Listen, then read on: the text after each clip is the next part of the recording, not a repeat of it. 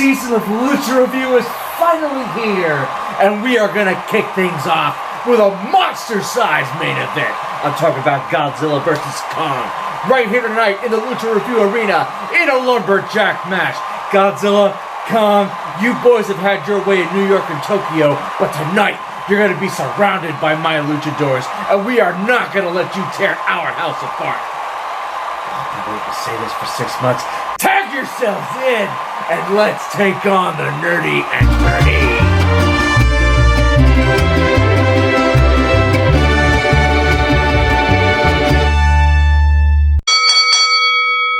All monster movie fans have a soft spot for King Kong vs. Godzilla. Most of us grew up with it. The 1960s Toho classic usually aired every Thanksgiving or New Year's Day, giving us freaky kids something to watch besides football. 5 decades after its release, Warner Bros. Created the Monsterverse with a goal of booking these two super heavyweights in a rematch.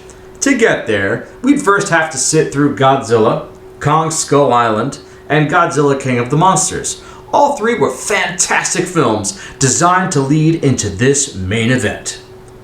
And it sucked. If you saw the trailer for Godzilla vs. Kong, then you've already seen Godzilla vs. Kong. No, really, the trailer gives you everything you need to see because it feels like we're given 2 minutes worth of story to make room for 2 hours worth of CGI. That's the short version of what I had to say about this fucking jobber.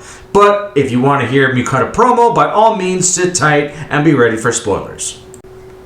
So the trailer was the first bad omen. The second bad omen was the cast, because 2 key characters are missing. Charles Dance and Vera Farmiga, who both have incredible films and television shows in their bodies of work, decided this would not be one of them, leaving Maddie and her father as the only characters to return from any of the previous Monsterverse films.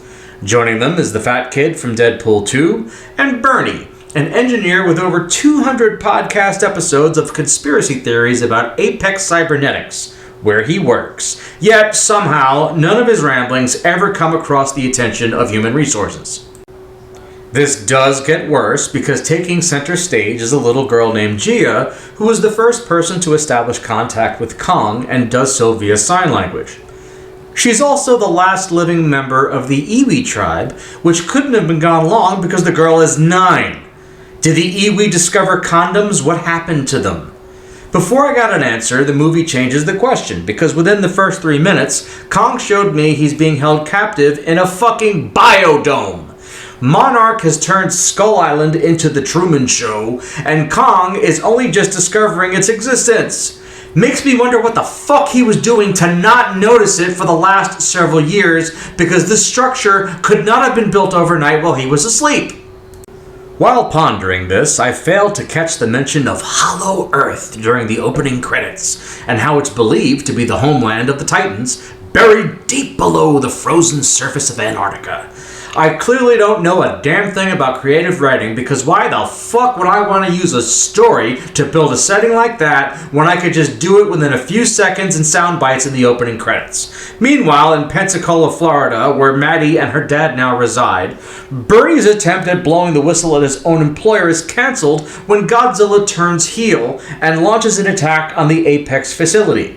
Maddie is the only person refusing to believe that Godzilla has gone rogue, so she invites her friend Josh to come along and find Bernie and help his investigation of Apex Cybernetics. Bernie doesn't care how old his only 2 listeners are as long as people are still listening, and he agrees to bring them along. In what could best be described as a Scooby-Doo story arch, the trio stumbles on a monorail system that delivers them from Pensacola to Hong Kong at over 600 miles per hour. Now I know what we're all thinking. There's room for a Spaceballs joke, and it might have gotten the movie to mid-card status, but the movie blows it. Despite the vessel not being designed for human transport, the team handles this 600-mile-an-hour ride remarkably well. The story is rushed further when Kong is incapacitated with no explanation as to how. If you saw Skull Island, if you saw any King Kong movie, then you know he's not easily moved, so I'd love to know how Monarch succeeded where tanks, helicopters, and fucking dinosaurs all previously failed to knock him on his ass. Kong is taken to Antarctica, where the gateway to Hollow Earth is located. The Monarch and Apex All-Star team don shiny X-Men suits to wear on this new, sophisticated vessel designed to withstand the deep descent, and it winds up looking more like the ride on the gondola in Willy Wonka and the Chocolate Factory. When they come out the other side, they're in the land of the Lost 3.0 because this crack in the ground leads to an alternate universe ruled by dinosaurs. Unfortunately, there are no lizard men or Neanderthals around to explain how the light of the sun can reach this underground world, or how gravity doesn't exist in spite of it being closer to the Earth's core, or, better yet, how King Kong has a throne room accessible by handprint identification. Baffling, isn't it? And that's not even the worst part. The worst of it is his weapon. The original King Kong film is over 85 years old. Nearly a dozen films have followed it, and every last one of them, Kong's weapons were his fists, or whatever he can get his hands on. Now, he has an axe, and we have no idea how the fuck he got it. Our only clue is the blade, because it's made of one of the plates of Godzilla's spine, and if the size and shape don't make that obvious, it's made clear when we see how it can harness and weaponize radiation. Why not just give him a fucking lightsaber? It would have made just as much sense as the Captain America shield you gave him later on. Now, if you saw King of the Monsters and watched past the credits, you know Mechagodzilla is coming to turn this grudge match into a three-way battle. If you didn't, well, too bad for you, because that storyline doesn't get rolled out either. It's assumed that Apex Cybernetics purchased Ghidorah's head on the black market and developed it into a virtual reality arcade machine of death. Godzilla and Kong put their differences aside to rid the world of Mechagodzilla, and even when Mechagodzilla was built to protect humankind from countless deaths and billions in damages caused by these giant monsters, people are apparently glad to see him gone, and I, for one, was glad to see this movie coming to an end. I gotta ask, did Michael Bay direct this fucking thing? Because it has all the gaga and bright colors and boom boom typically found in a Michael Bay film.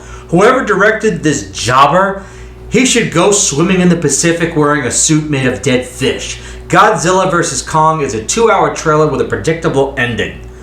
But the franchise dies if King Kong or Godzilla dies, stupid! Nope! The franchise was killed by the mental masturbation and lack of story contained within this film, and hopefully it'll be another 60 years until anyone tries this shit again. When Thanksgiving rolls around, I'll be watching the original from Toho, and hopefully by then, I'll have forgotten this one even exists. The sound of that bell means that we are out of time this week. Thank you so much for returning to Season 2 of Lucha Review. Glad to be back with all of you. Thanks for tagging in. Be sure to like and subscribe and share this with your friends, and I will see you next week.